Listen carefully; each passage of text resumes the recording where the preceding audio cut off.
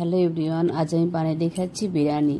মাংসগুলো আমি ভালোভাবে ধুয়ে নিয়েছি এবং পেঁয়াজটা কেটে নিয়েছি, সেটা ভালোভাবে লাল করে ভেজে নেব। আদা রসুন দিয়ে দেব, আর আলাদা একটা পাত্রে আমি হলদি, লঙ্কা, নুন সব দিয়ে একটু জল দিয়ে মিশিয়ে একটা মিশ্রণ বানিয়েছি। টমেটো দিয়েছি, দিয়ে একটু ভালো করে মশলাটা ভালোভাবে কষে নিয়েছি।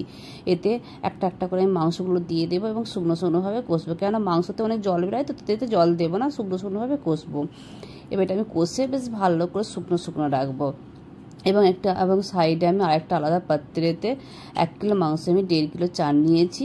সেই চালগুলো ভালো করে ধুয়ে এবং তাতে কিছু পরিমাণ মশলা দেবো, যেমন তেজপাতা, দারুচিনি, লবঙ্গ, গোলমরিচ, পরিমাণ মতো নুন আর বড় এলাইচি।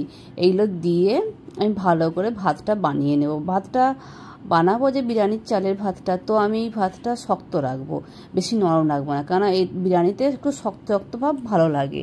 বেশি নরম রাখলে এটা ভাতটা ভালো লাগবে না বিরিয়ানিতে, তো সেই জন্য আমি একটু শক্ত শক্ত ভাব রাখবো। মাংসটাকে আমি কষে নিচ্ছি, আরেকটু হবে, তো একটু জলটা একটু মরে যাবে। তো এবার ভাতটা হয়ে আসছে, দেখে নিন ভাতটা হয়ে গেছে। এবার আমি এটা ভালো করে ছেঁকে নেব এবং একটা লেয়ার বানিয়ে নেব।